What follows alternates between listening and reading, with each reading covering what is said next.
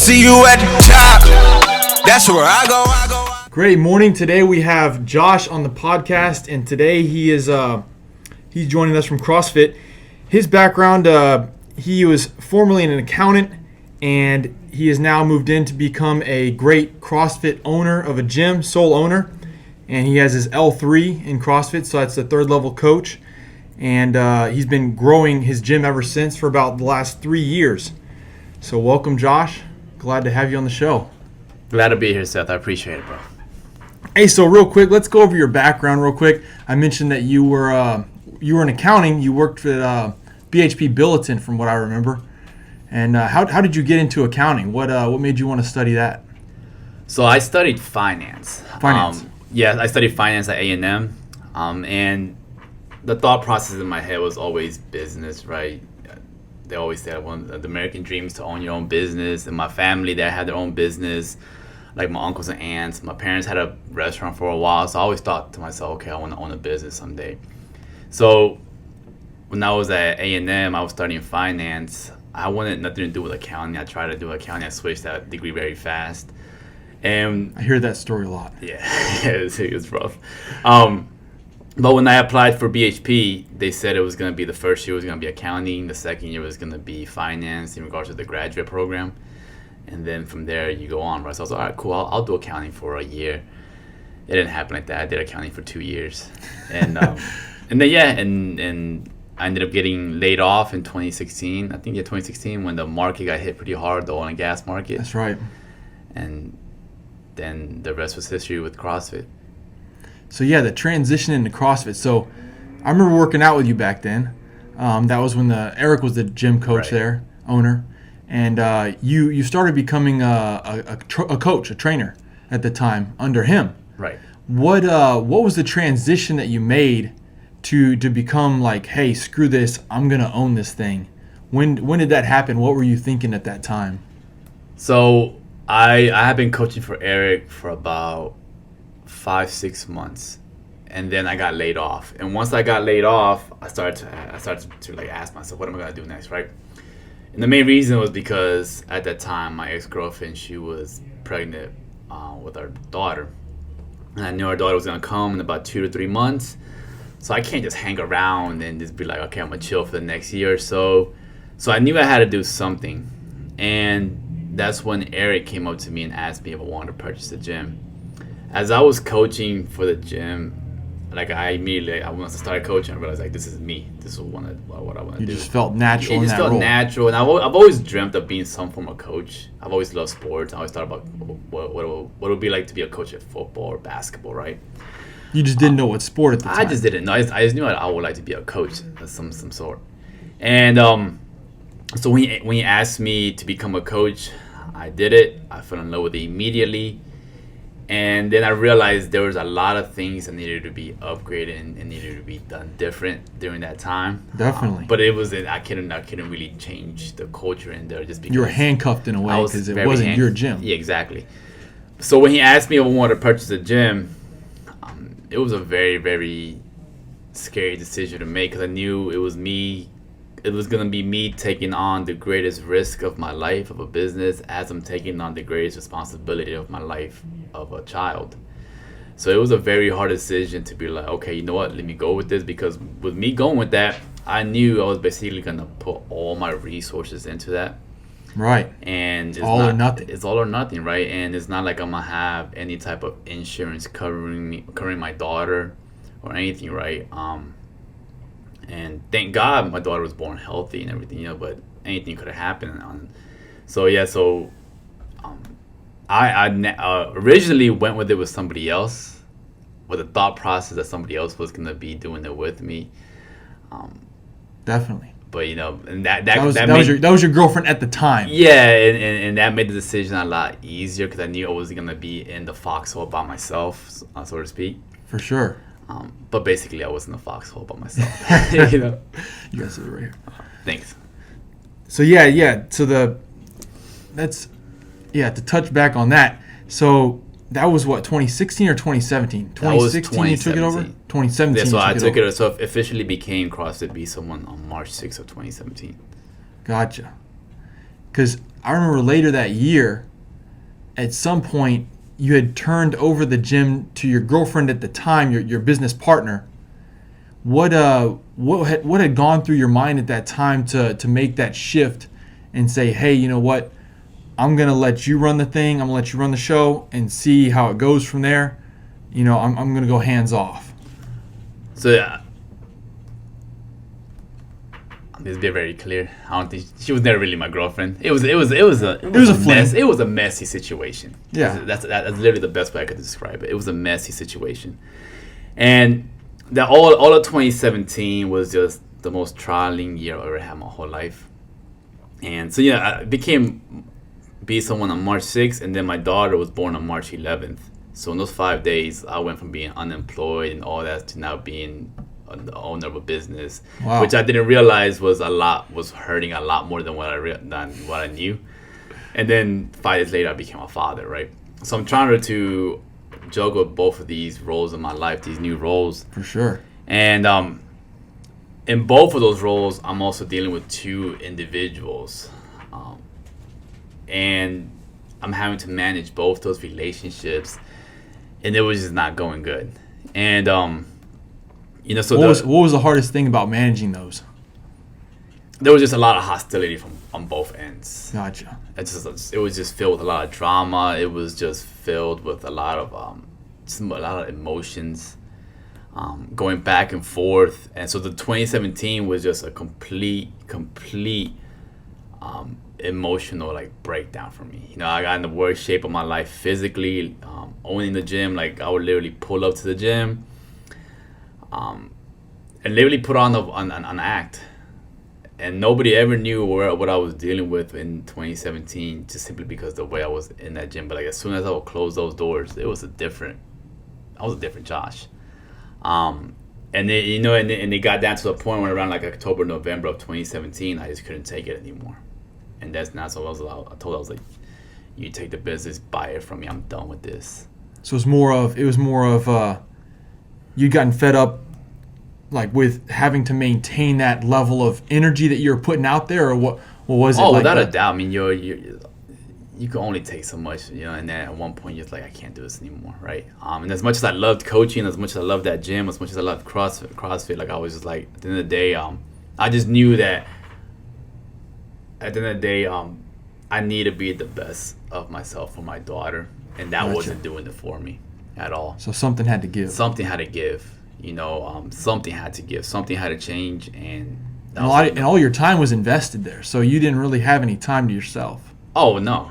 Because I remember you were coaching all the classes. I was coaching all the classes. There were no coaches apart from you. You were 6 a.m., 7 a.m. You were the coach, the owner. Yeah, it was everything. Anything that was wrong, you put the fires out. And then at the same, like I said, I was running back and forth with the mother of my child, going to driving to Pasadena, trying to be with my daughter too. So it was just nonstop. Getting pulled in all different directions. Nonstop. And just trying to put fires kind of consistently. That just gets draining. It just gets very draining. So I got to a point where I was just okay. You know what? I was like, I'm done with this. I don't want to deal with this anymore. So the easiest thing for me at that moment, what I thought was just me completely removing myself from the picture of owning the gym. I felt like I don't need me personally. I don't need the trophy of saying I own this gym to feel good about that. I feel like I love CrossFit enough that I could coach CrossFit somewhere else if I needed to. Was that a thought in your mind? Maybe I'll just go coach somewhere else? My thought was, let me go back to the corporate world and I'll coach CrossFit on the side. And at least that way I know I'm not dealing with this anymore, which was a lot. And so that's I was kind of just rebuild. Let me see if I can rebuild.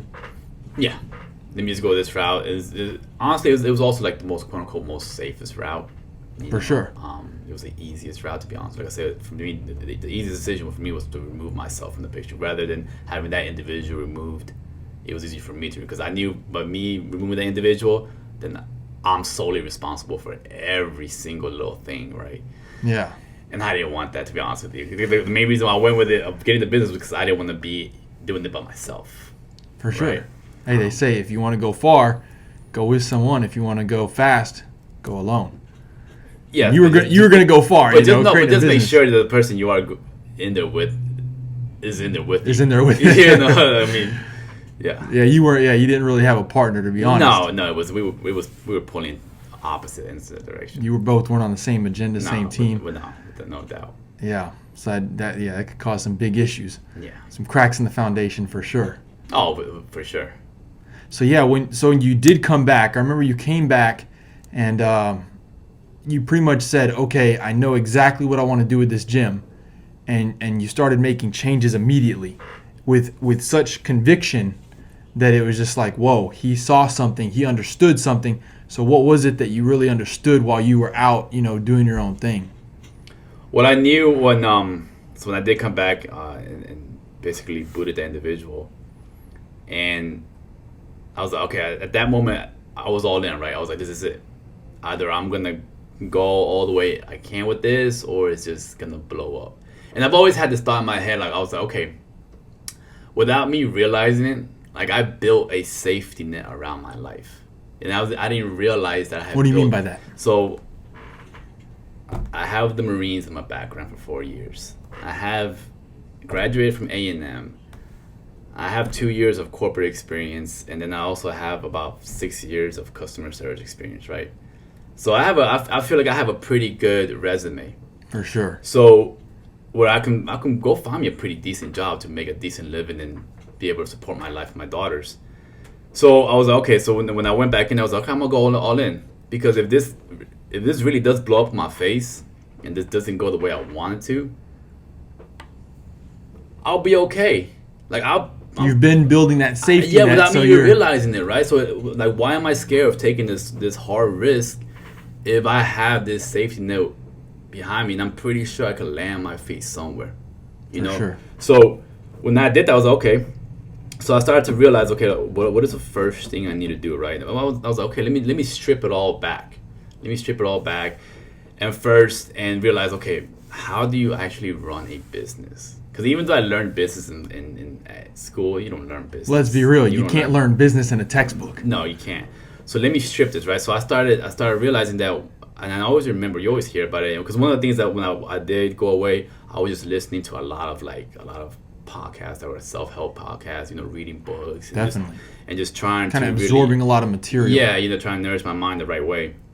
And everybody just kept saying mentor. And that was the biggest thing everybody kept saying, And you didn't have one at the time. I didn't have one at the time. Except for my parents, but I didn't have anybody to actually help show you in the business world. Yeah, in the business world. So I started doing what I could in regards of educating myself and becoming a better coach. I'm like, okay, if I'm in the business of helping people move better, live better, get healthier, I need to understand how to really get them there, right? I only had the basics, but even at that, I had completely forgotten all of that. So I started reading the most basic stuff that I could about CrossFit, about just anatomy, just about the physical health, right? And that was during your time off, you're saying? No, when I came back. Right when you came back. Yeah, and while I was doing that, I also realized I need to get all my finances in order, because that's what blew up on me, right? That's when I realized that individual was taken. So I needed to get all of that in order, and by me getting all that stuff in order, I started to really see the picture of where we are financially, right? Which is crucial for a business. I mean, without a doubt. I mean, that's the lifeline. Yeah, it's the blood, right, for the business. So, and then during that time, I came across a mentorship program for CrossFit gyms, and so I knew with me going with it was going to require a lot of finances up front, which we didn't have. But I just went ahead and got a loan. That was my first loan I had taken out for the gym, because I emptied out my whole bank account for the gym. To buy the gym? To buy the gym, yeah. So everything I had saved from the age of 18 to 30, I bought the gym. You were all in. Oh, yeah. And I look back at it now, I was like, man, I was such an idiot. I should have at least financed at least half of it, especially knowing that my daughter was going to be born. Hey, you did what you had to do. I guess so. So then, I went to get the loan, and I paid off a lot of stuff that I realized the gym still owed that I didn't realize, and then I ended up paying for the mentorship program. And in that mentorship program, how long did that last? That mentorship program? I'm still with them. Okay, so it's just ongoing. Yeah, I'm still with them. I started with them in May of 2018. What was the idea when you first started with them? Was it to just I'm going to keep going with them? Or was it like a set period of time, like, hey, I think I'll try these for like a month or two? So I knew they had like what's called an incubator phase, which is like an 8-week phase. And then from there, you can go what they call the growth phase, and that's continuing. Gotcha. So my thought process was, okay, let me at least just you pay for the incubator phase up front, and then from there, you can pay monthly for the growth. So I was okay, let me try this incubator. Let me see. Get started. Let me get started, and let me see what I can learn, what I can pull from this. And I just went with it. Do you have like a money back guarantee kind of policy? Like, hey, if this doesn't work for you, you can always pull out in 8 weeks? Or I'll be lying to you if I said yes or no. I can't remember. Can't remember. But I don't even think I was looking for that. You were just like, hey, I need a mentor. Yeah, this is the option. And this is where a lot of folks are pointing towards. Reading reviews and all this stuff, and that's what I saw. And I was like, you know what, like, I'm gonna go with it. And then it was just like the initial consultation. Some of the questions that they asked, I just really liked those questions that they were asking. It was very deep, meaningful questions, So I was like, okay, let me just go with y'all. So I went with it, and that 100%, without a doubt, I'll say right now, to this day, like, they're the reason I'm still where I'm at with CrossFit Be Someone now, or why CrossFit Be Someone is where it's at. I could attribute to my work and my coaches, my members, and everything. Yeah, of course, but they're the ones that showed me the path. Right, I was going in circles in the dark, and I had no idea where I was going. And at one point, like, yeah, hard work is great, right? For sure. But hard work can only take you so far. Hard work in the wrong direction. Yeah, if you go on hard, yeah, that's got to be one of the worst fears ever. It's like Tony Robbins says, you can run east looking for a sunset, but man, you're gonna be lost. You're gonna be lost, And if you keep saying no, just work harder, like, run faster, I'll get there. You might end up getting nowhere, right? And you just expended all that energy, and that could be very deflating. Definitely. Right? You look back, you're like, I did all this, and it's just like, for what? And it's a lot of times from there, like, sometimes you don't even get a lesson learned because you have no idea what you actually. You don't know what worked, what didn't work. Yeah, because so they gave me a direct path. And so you feel like you've like 10x'd your business since then? Since 2018? Yeah, without a doubt. I mean, I'm in the process of where I just came from right now was me going through a walkthrough with a townhome that I'm gonna purchase next week. Where literally, in 28 at the end of 2018, I was moving back with my parents because I had no money. I couldn't even pay for an apartment, right? Or $800 studio, and now I'm over here. Next week, about to purchase 2 years later, purchase a home, or is an amount that I would have never thought that I would have seen myself purchasing. And that's without a doubt with the help of my mentorship program, because they showed me how to run my business, and I just took everything that I've learned, right, me personally, everything that I have within me, and I just combined it with what they've provided me. Yeah, because they really helped during the transition in the COVID times. I remember asking you somewhere in between where I was like, how are you going to transition with all these gyms closing, everything's closing down, and, gyms are being hit, some of the hardest businesses being hit. And you said, hey, well, we get together and have these mastermind meetings, and we're going to figure something out collectively and see what works for each person and then apply it for everybody. So what was, when did y'all first meet, and like, was there anything that failed at first and y'all were like, okay, well, this is actually what we need to do?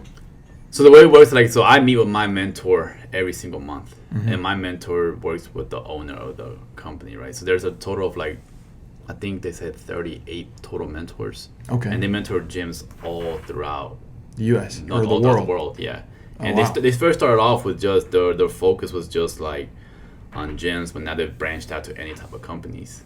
But that was their main focus. Their main squeeze is gyms. Gotcha. So the total of 38 mentors, and I meet with my mentor every single month. They're basically the masterminds, right? They do all the hard data. They figured that when China first closed down, they had a couple of gyms that they mentor in China. They reached out to them. They collected data from them, right? And then other gyms in Italy, I think Italy was the second place that shut down. They collected data from their gyms in Italy, and then they were just, okay, guys, this is probably going to end up coming to the U.S., right? So they started telling us, hey, guys, these are the things that worked well for China that didn't work for them. These are things that worked for Italy that didn't work for them, and then now Europe, the rest of Europe or whatever, right? So by the time it got to us, like they already had done all these studies over here. Wow. And so when they're already telling us, hey, start prepping this way, start getting this stuff ready, because when it comes, you'll know exactly where to transition to. So we already had all the information.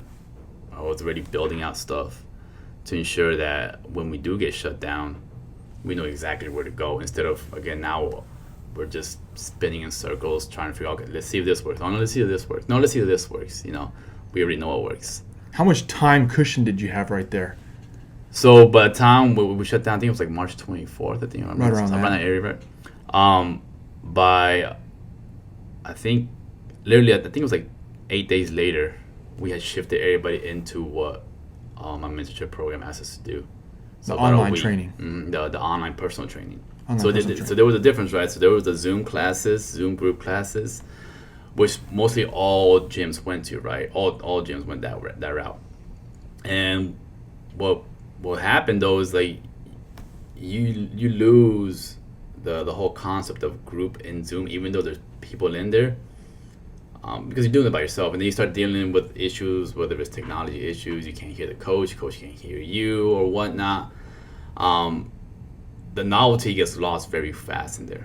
Right. And you start off with people being excited, like 13 people show up on day one, and then 4 days later, there's 2 people on there. It's like New Year's. Yeah, basically, exactly. And that was the data that they saw within China and Europe and stuff. They were like, look, this is because this is the easiest way to go. Is to get Zoom, give everybody the Zoom password, log in. But they were like, we're seeing a major drop off. So what you need to do is now you need. I was like, what these people need most right now is accountability. That's what all these folks need. Everybody's lost right now. Everybody's freaking out. Everybody, all emotions are everywhere, right? Yeah. So they were like, so everybody, what they need is some form of accountability, some form of structure.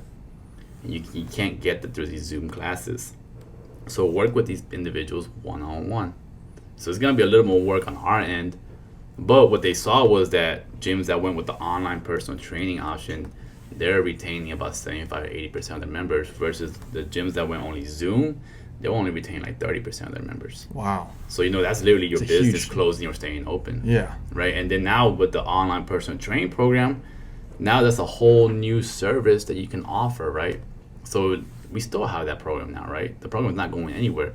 I still have a good amount of members on the online personal training program who would, if I didn't have it, they wouldn't be that members wouldn't be of a form CrossFit. Of business. Yeah, I mean, the gym wouldn't be where it's at in regards to finances, right? That just gives us an extra stream of revenue from somewhere else, and we get to keep and it. You can still train people worldwide. Yeah, people move out. I mean, still like your coaching. We had a member who she moved to Colombia when she found out we did the online personal training. She reached out, she became a member again through the online PT. Very nice. She's in Colombia, so I mean, it works. How does it work with equipment? So that's the thing about it. So at the end of the day, right, like, it's on us as the coaches, right? That's part of what we're providing is our expertise, our knowledge, our help. So in reality, like, yeah, we have barbells, dumbbells, all that stuff would be great. But you can still get fit with just a backpack, yourself, and a mat. Yeah, like right. that. So it's on me as a coach to figure out, okay, what can I do with this individual? Like, what is your goal, right? And then from there, I'm the one providing you the guidance. Let's do this and these movements. And if I continue to inform you how this is tied to your goal, then there should be buy-in on your end. But if you're like, no, that's not working for me, then more than likely that probably wasn't really your goal. Then what are you really trying to accomplish, right? So I talked to my online PT programs about the nutrition, their sleep, all these other things are very, very meaningful, right? Definitely. But in regards to building their programs, is whatever they have. So if you have a dumbbell, I'm gonna use dumbbells in your programs. If you don't, if you only have a backpack, that means I'm gonna use your backpack. But it's on me to custom build. Tailored to what? Yeah, it's exactly what you need, what you have, what you have access to. So it's just on me as a coach, and that's part of what you're paying. All right, we just came back from a quick break. But yeah, to touch base on, got a couple more topics to cover. Real quick about the nutrition. So when did you add the nutrition piece to the gym? Because that was, I remember that was a new thing, all of a sudden it just like popped in there and it's like, hey, we offer nutrition now, so if you want to get this done? So in regards to nutrition, right? So at the end of the day, as you know, right, you can't outwork out a bad diet, right? Your nutrition is the base, just like the foundation of a home. Your nutrition is everything. It's hard to perform great when you feel like crap. Oh yeah, without a doubt. So CrossFit preaches about nutrition. So CrossFit has a hierarchy of needs that they've created, which I think is very great. The bottom of the base, though, is your nutrition. Above that is your conditioning. Then you have your gymnastics, which is like your own Mobility, body movement, your own body movement.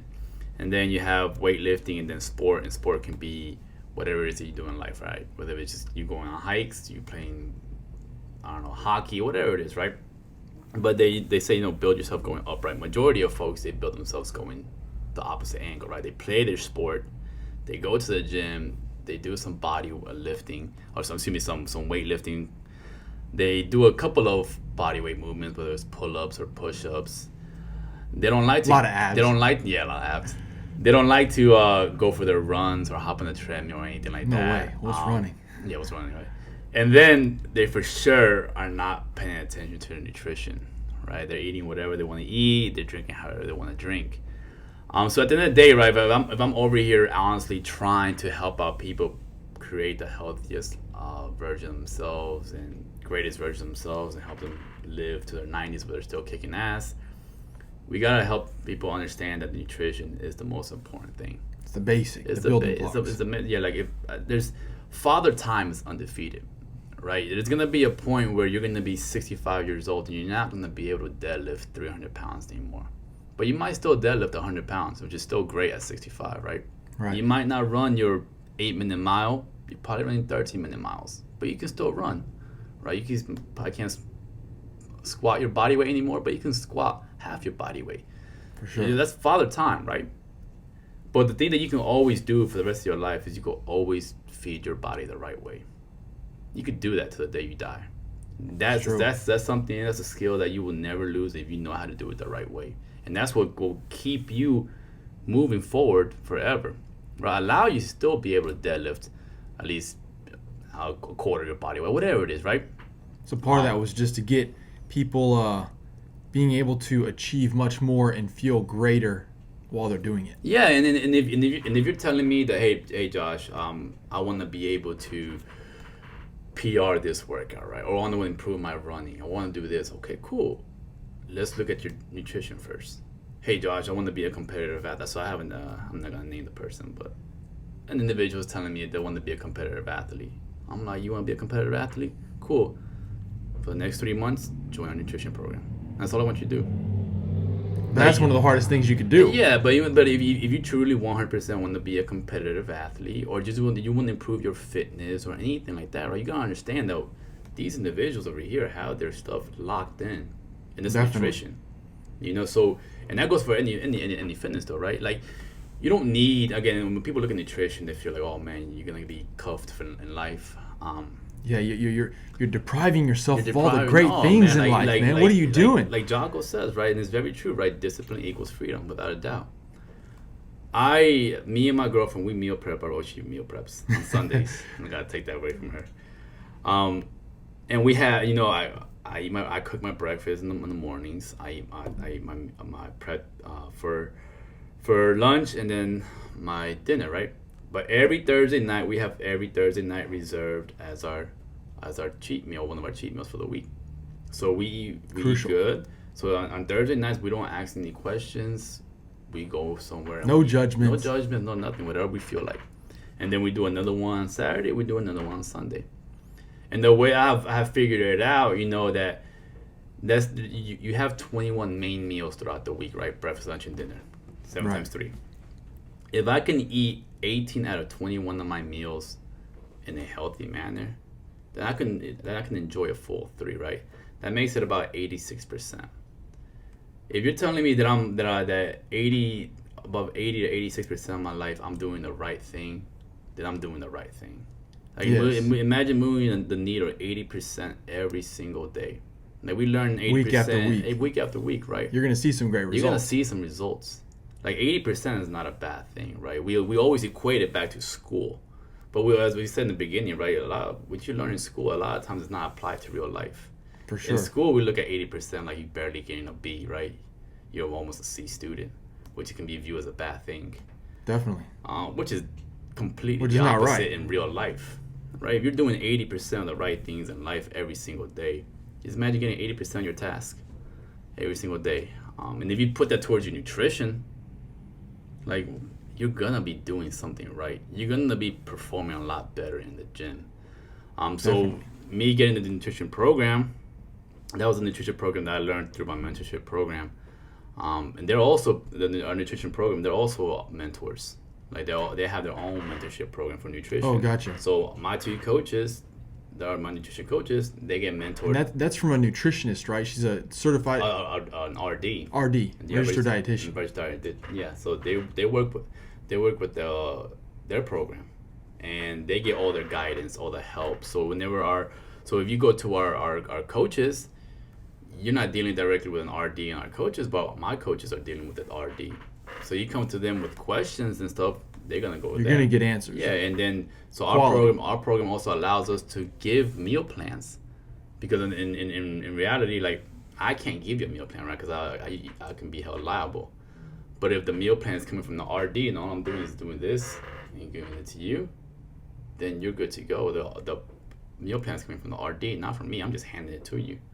So my coaches, they hand out meal plans to the coach to the members, you know. So you got the gym that's being mentored by people that know a lot more in fitness than you do. So In they're business. in business. Yeah, business. And they're passing that down to you. Mm-hmm. So you're covered on that end, but you're also learning consistently more as a coach, upgrading your knowledge, because and I'll finish that point. And then over here on the nutrition side, you're getting help from a registered dietitian to make sure that the athletes are covered in that area, so that they're just not from John and Joe. They're running the nutrition program. They read Men's Health and they give you the advice from there.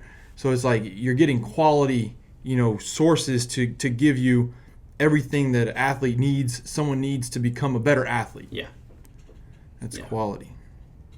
And I will say, it's been a great time. I work out at your gym. Some people don't know that, but if you don't know that, I do work out at your gym almost every day, and it's been great working out there.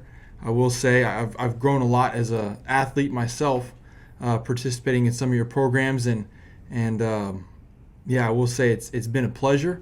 And let me see, what I do enjoy most about your gym is the fact that you're a lot of the time you're watching everybody's form and correcting it, even if they don't even know you're there. So one instance was we were sitting down chatting much like this, and some person was working out, and you saw that their squat form, their knee was caving in a little bit. And you said, hey, push your knees out when you're going down.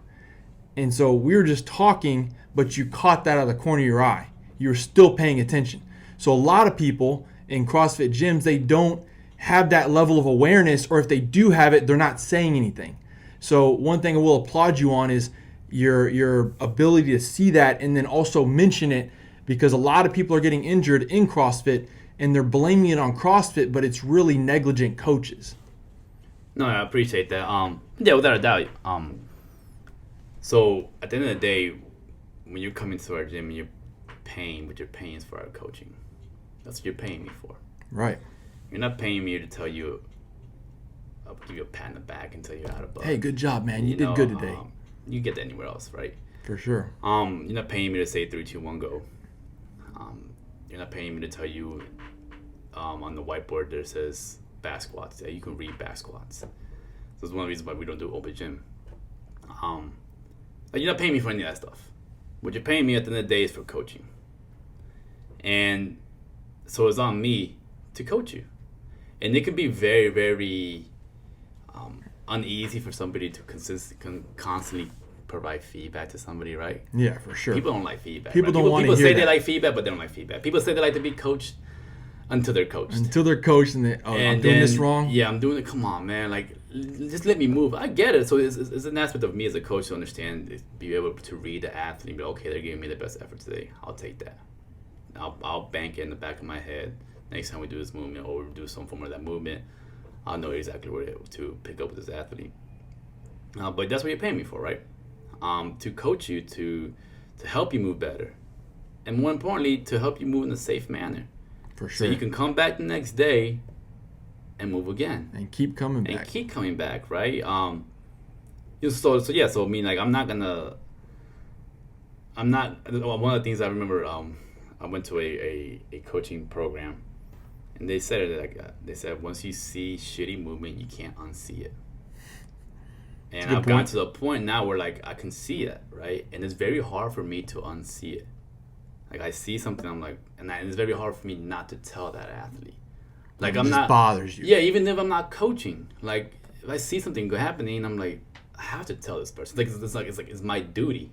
For sure. You know, like, if let's say, like, take back in the military when I got deployed in Iraq, and I'm changing with guard force, and someone else is coming to take the hours.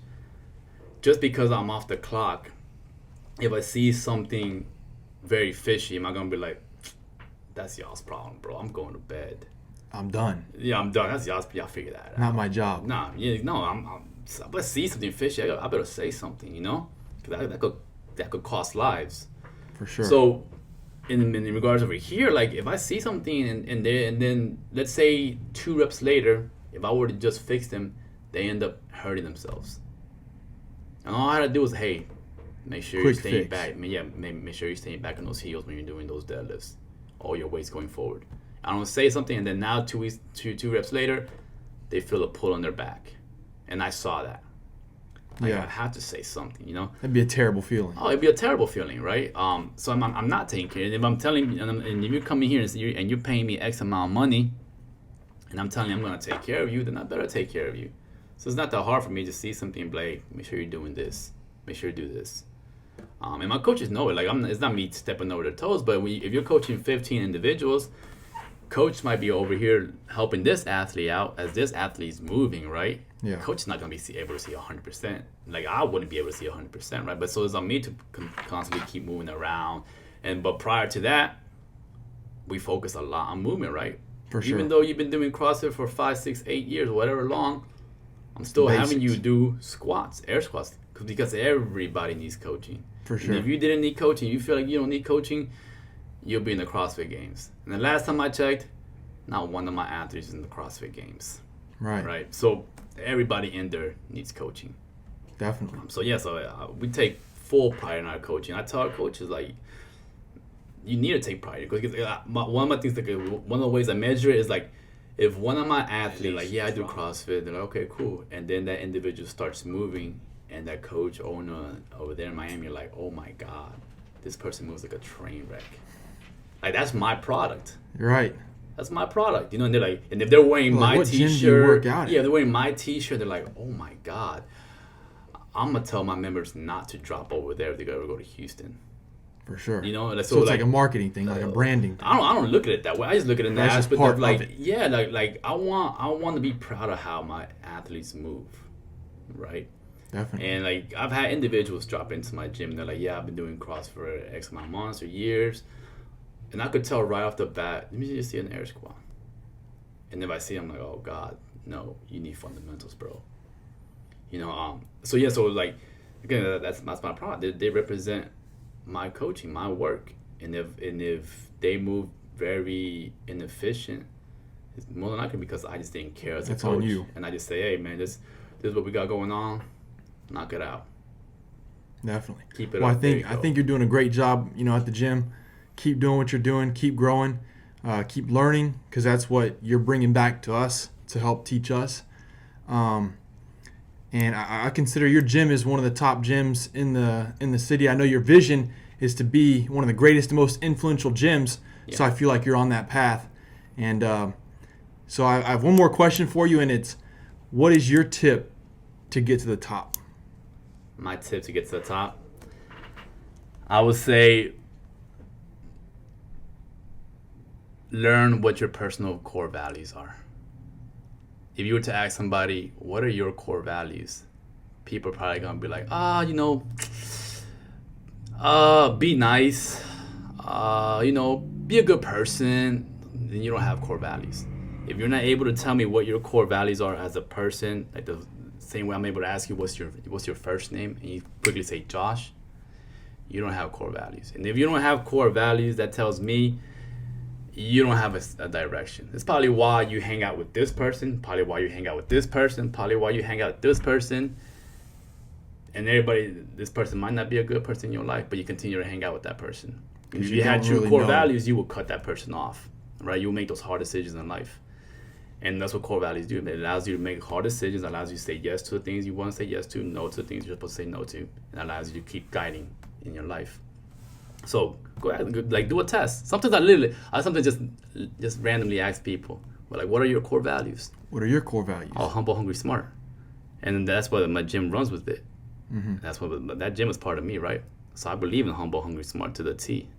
And if you were to ask somebody what are your core values, and if they tell you no, they need to figure them out, because that is going to help you make hard decisions in life. Because every day is a hard decision. You're making hard decisions in life every single day without you realizing it, right? Definitely. Whether it's running a green light or red light, you run that red light, you might cost somebody's life. Right? But if you know, hey, if I run this red light, that's not the right thing to do, you'll stop. So know your core values. Know your personal core values. And if you don't know them, dig deep. Take the time and take the time. Understand yourself. Yeah. Josh, it's been a pleasure, my man. Same here, brother. See you you at the top. I see you at the top. That's where I go.